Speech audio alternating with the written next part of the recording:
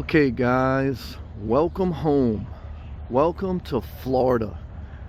This is the Welcome Center right off I-95 in the northeast portion of Florida. And to the back there are RVs parked. This is the rest area / welcome area. And this is the pathway that will lead you to the tourist welcome center and also the bathrooms.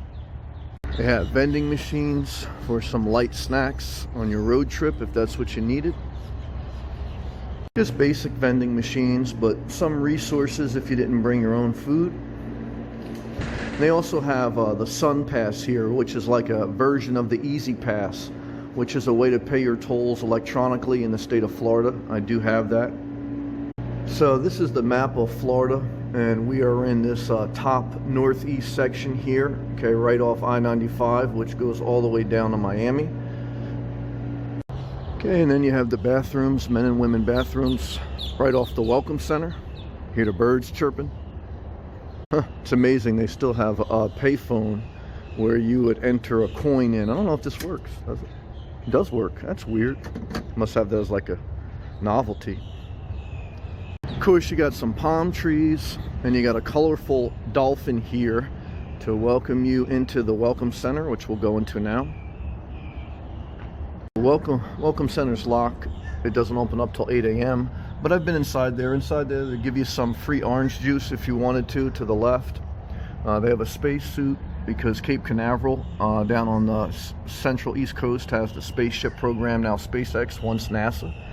And, you know, just a standard tourist welcome center, but still something that is a little special with Florida. Florida is one of the unique states in the United States of America, one of 50 states, but the most visited state for tourism in America.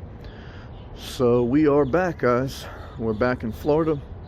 I'm going to hit the restroom and get back on the road, soak in these palm trees, and keep pushing forward. Okay guys, so I'm getting ready to pull out of the Welcome Center here in Florida. How does it feel to be back in Florida? It does feel like home. This feels like my home state. Again, United States of America has 50 states. I was born and raised in the state of New Jersey.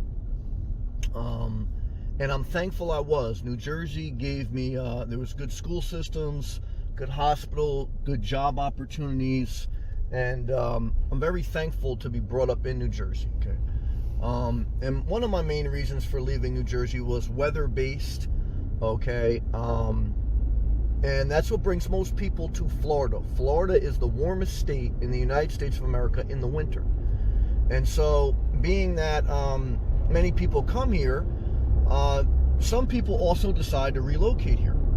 Now, to be fair, many people end up relocating back to the state that they were born because they miss their family and it's a real legitimate concern, or they don't get the job transfer and they don't plan it out economically, and you know, they have to move back to where they know the economics.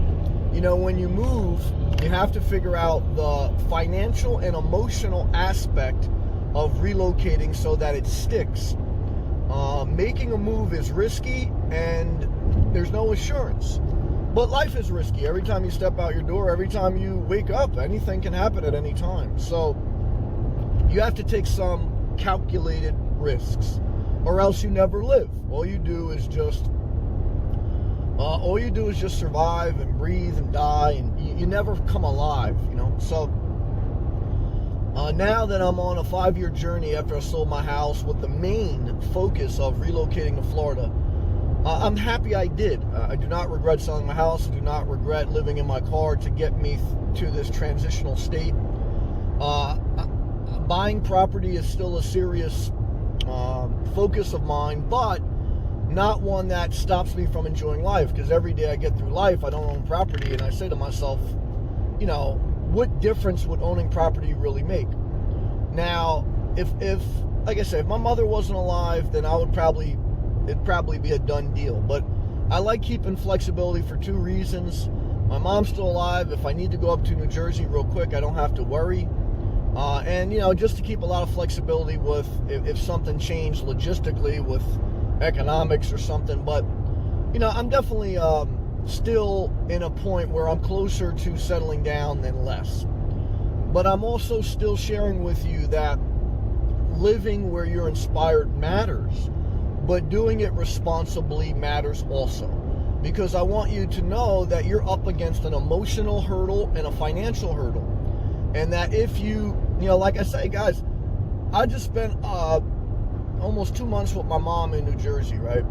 So going and leaving is a very emotional, frustrating thing sometimes. I waited 2 years in New Jersey to get a job transfer. That could have played out. There was no guarantee I was even going to get it. So I took risks, and I go through some pain to live the life I'm living. I'm still living in my car. I choose to because it's just the best option for me so far. But that's coming, you know, more towards an end than a beginning. At least that's what I feel. When in doubt, I keep flexibility. When you're moving and you're trying to relocate, you need maximum flexibility. You need to increase economic stability, pick up a side hustle, and you need to really self-care for emotional stability. And most people, their life financially and emotionally is upside down. And that's why moving is a dream and it's hard to become a reality. The good news is, guys, to get yourself stable is really managing your time, doing something productive with your time, getting some money for it, and disciplining your thoughts a little bit, because you're always going to have some sadness and there's always some fear in life. So, you know, even if you do nothing, it's not like you're going to overcome fear and sadness. You're going to just become more resentful and depressed.